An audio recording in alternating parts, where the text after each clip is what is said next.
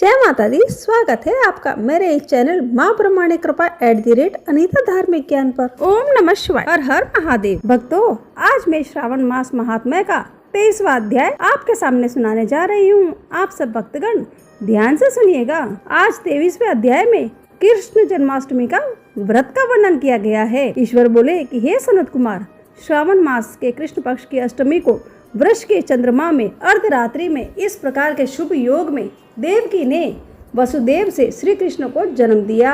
भारत के पश्चिमी प्रदेशों में युगादि तिथि के अनुसार मास का नामकरण होता है, अतः श्रावण कृष्ण अष्टमी को भाद्रपद अष्टमी समझना चाहिए। सूर्य के सिंह राशि में प्रवेश करने पर इस श्रेष्ठ महोत्सव को करना चाहिए। सप्तमी के दिन अल्प आहार करें। इस दिन दंत धावन करके उपवास के नियम का पालन करें और जितेंद्रिय होकर रात में शयन करे। जो मनुष्य केवल उपवास के द्वारा कृष्ण जन्माष्टमी का दिन व्यतीत करता है, वह 7 जन्मों के किए गए पापों से मुक्त हो जाता है, इसमें संदेह नहीं है। पापों से मुक्त होकर गुणों के साथ जो वास होता है, उसी को सभी भोगों से रहित उपवास जानना चाहिए। अष्टमी के दिन नदी आदि में निर्मल जल से तिलों से स्नान करके किसी उत्तम स्थान में देवकी का सुंदर सूती का ग्रह बनाना चाहिए, जो अनेक वर्ण के वस्त्रों, कलशों, फूलों, पुष्पों तथा दीपों से सुशोभित हो, चंदन तथा आगरू से सुवासित हो। उसमें हरिवंश पुराण के अनुसार गोकुल लीला की रचना करे और उसे बाजों की ध्वनियों तथा नृत्य गीत आदि मंगलों को सदा युक्त रखे। उस ग्रह के मध्य में षष्ठी देवी की प्रतिमा सहित सुवर्ण, चांदी, ताम्र, पीतल, मिट्टी, काष्ठ आदि मणि की अनेक रंगों से लिखी हुई श्री कृष्ण की प्रतिमा स्थापित करे। वहां 8 शल्य वाले प्रयक पलंग के ऊपर सभी शुभ लक्षणों से संपन्न प्रसूतावस्था वाली देवी की मूर्ति रखकर उन सबको एक मंच पर स्थापित करे और उन पर्यक में स्तनपान करते हुए सुप्त बाल रूप श्री कृष्ण को भी स्थापित करे।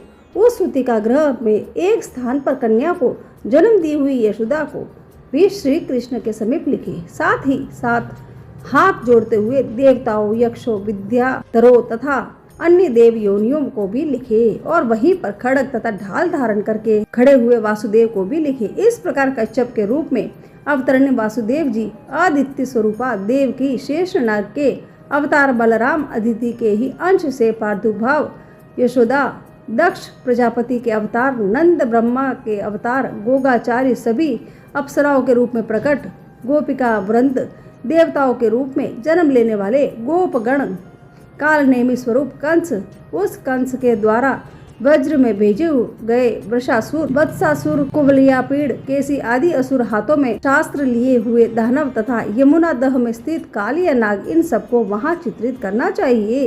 इस प्रकार पहले इन्हें बनाकर श्री कृष्ण ने जो कुछ भी लीला की उन्हें भी अंकित करके भक्ति परायण होकर प्रयत्न पूर्वक 16 उपचारों से देव की इस मंत्र के द्वारा उनकी पूजा करनी चाहिए। विष्णु तथा वीणा की ध्वनि के द्वारा गान करते हुए प्रधान किन्नरों से निरंतर जिनकी स्तुति की जाती है, हाथों में भृंगारी, दर्पण, दुर्वा दधि कलश लिए हुए किन्नर जिनकी सेवा कर रहे हो, जो शैया के ऊपर सुंदर आसन पर भलीभांति विराजमान है, जो अत्यंत प्रसन्न मुखमंडल वाली तथा पुत्र से शोभामयान वे देवताओं की माता तथा विजय सुता देवी देवकी अपने पति वासुदेव सहित सुशोभित हो रही है।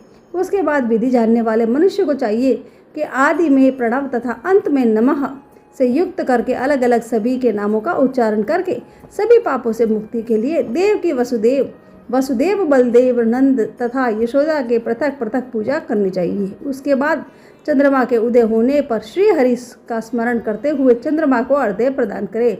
इस प्रकार करना चाहिए कि हे क्षीर सागर से प्रादुर्भाव है, अत्रि गोत्र से उत्पन्न आपको नमस्कार है। हे रोहिणी कांत, मेरे इस अर्घ्य को आप स्वीकार कीजिए। देवकी के साथ वसुदेव, नंद के साथ यशोदा, रोहिणी के साथ चंद्रमा और श्री कृष्ण के साथ बलराम की विधिवत पूजा करके मनुष्य कौन सी परम दुर्लभ वस्तु को नहीं प्राप्त कर सकता। कृष्ण जन्माष्टमी का व्रत 1 करोड़ एकादशी व्रत के समान होता है। इस प्रकार से उस रात पूजन करके प्रातः नवमी तिथि को भगवती का जन्म उत्सव वैसे ही मनाना चाहिए जैसे श्री कृष्ण का हुआ था। उसके बाद भक्ति पूर्वक ब्राह्मणों को भोजन करवाना चाहिए और उन्हें जो जो अभिष्ट हो गोधन आदि प्रदान करना चाहिए। उस समय यह कहना चाहिए कि श्री कृष्ण मेरे ऊपर प्रसन्न हो, गौ तथा ब्राह्मण का हित करने वाले आप वासुदेव को नमस्कार है, शांति हो, कल्याण हो, ऐसा कहकर उसका विसर्जन कर देना चाहिए। उसके बाद मौन होकर बंधु बांधवों के साथ भोजन करना चाहिए। इस प्रकार जो प्रत्येक वर्ष विधान पूर्वक कृष्ण तथा भगवती का जन्म महोत्सव मनाता है उस यथोक्त फल प्राप्त करता है। उसे पुत्र संतान, आरोग्य तथा अतुल्य सौभाग्य प्राप्त होता है। वह इस लोक में धार्मिक बुद्धि वाला होकर मृत्यु के बाद वैकुंठ लोक को जाता है। हे सनत कुमार, अब इसके उद्यापन का वर्णन भी करूंगा, सुनो। इसे किसी पुण्य दिन से विधि पूर्वक करे। एक दिन पूर्व एक बार भोजन करे और रात में हृदय में विष्णु का स्मरण करते हुए शयन करे। इसके बाद प्रातःकाल संध्या आदि कृत्य संपन्न करके ब्राह्मणों स्वस्ति वाचन करवाए और आचार्य का वर्ण करके त्रिविजों की पूजा करे। उसके बाद वित्त पश्चाटी से रहित होकर एक पल अथवा उसके आधे अथवा उसके भी आधे पल सुवर्ण की प्रतिमा बनवानी चाहिए और इसके बाद उचित रचित मंडप में मंडल के भीतर ब्रह्मा आदि देवताओं की स्थापना करे। इसके बाद वहां तांबे अथवा मिट्टी का एक घट स्थापित करे। उसके ऊपर चांदी या बांस का एक पात्र रखे। उसमें गोविंद की प्रतिमा रखकर वस्त्र में आच्छादित करके व्यक्ति 16 उपचारों से वैदिक तथा तांत्रिक मंत्रों के द्वारा विधिवत पूजन करे। इसके बाद शंख में पुष्प, फल, चंदन तथा नारियल फल सहित शुद्ध जल लेकर पृथ्वी पर घुटने टेक कर यह कहते हुए देवकी सहित भगवान श्री कृष्ण को अर्घ्य प्रदान करे। कंस के वध के लिए, पृथ्वी का भार उतारने के लिए, कौरवों के विनाश के लिए तथा दैत्यों के संहार के लिए आपने अवतार लिया है। हे हरे, मेरे द्वारा प्रदत्त इस अर्घ्य को आप देव की सहित ग्रहण करें। इसके बाद बुद्धिमान को चाहिए कि चंद्रमा को पूर्वोक्त विधि से अर्घ्य प्रदान करे। पुनः भगवान से प्रार्थना करे कि हे जगन्नाथ, हे देव के पुत्र, हे प्रभु, हे वसुदेव पुत्र, हे अनंत, आपको नमस्कार है।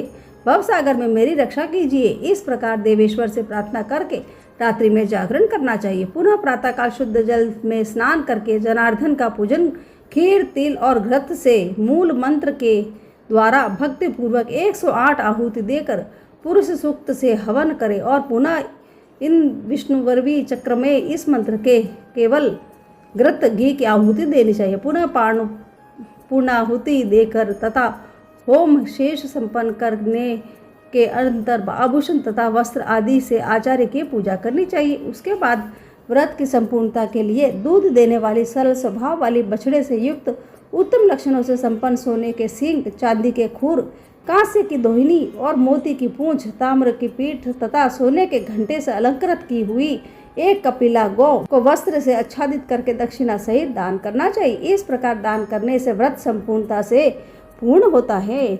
कपिला गौ के अभाव में अन्य गौ भी दी जा सकती है। इसके बाद त्रिग्विजों को यथा योग्य दक्षिणा प्रदान करें। इसके बाद 8 ब्राह्मणों को भोजन करवाए और उन्हें भी दक्षिणा दे। पुनः सावधान होकर जल से परिपूर्ण कलश ब्राह्मणों को प्रदान करे और उनके आज्ञा लेकर उनके बंधुओं के साथ भोजन करे। हे ब्रह्मपुत्र, इस प्रकार व्रत का उद्यापन कृत्य करने पर बुद्धिमान मनुष्य उसी क्षण पाप रहित हो जाता है और पुत्र पौत्र से युक्त होता है तथा धन धान्य से संपन्न होकर बहुत समय तक सुखों का उपभोग कर अंत में वैकुंठ लोक को प्राप्त करता है। इस प्रकार से स्कंद पुराण के अंतर्गत ईश्वर सनत कुमार संवाद में श्रावण मास महात्म्य में कृष्ण जन्माष्टमी व्रत कथन नामक 23वां अध्याय पूर्ण होता है।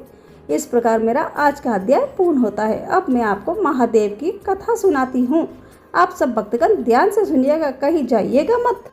विश्व मुनि का पुत्र रावण महान शूरवीर तथा विद्वान था। अपने पिता से उसने वेदों और शास्त्रों का अध्ययन किया हुआ था, किंतु उसमें अनेक दुर्गुण भी थे। वे बहुत अहंकारी था। कुबेर को पराजित करके उसने लंका का राज्य छीन लिया और त्रिलोक की विजय के लिए निकल पड़ा।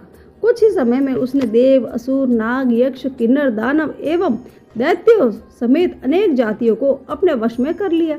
इस पर उसे बहुत अभिमान हो गया था कि उस जैसा शक्तिशाली व्यक्ति इस दुनिया में और कोई दूसरा नहीं है। एक दिन रावण कुबेर से छीने हुए पुष्पक विमान पर बैठकर कैलाश पर्वत से जा रहा था कि अचानक उसका यान अपने आप नीचे उतरने लगा। यह देख रावण को आश्चर्य हुआ। उसने सोचा कि अवश्य ही पुष्पक विमान में कोई खराबी आ गई है। उसने विमान को इधर से उधर देखा, किंतु विमान नीचे उतरता ही गया।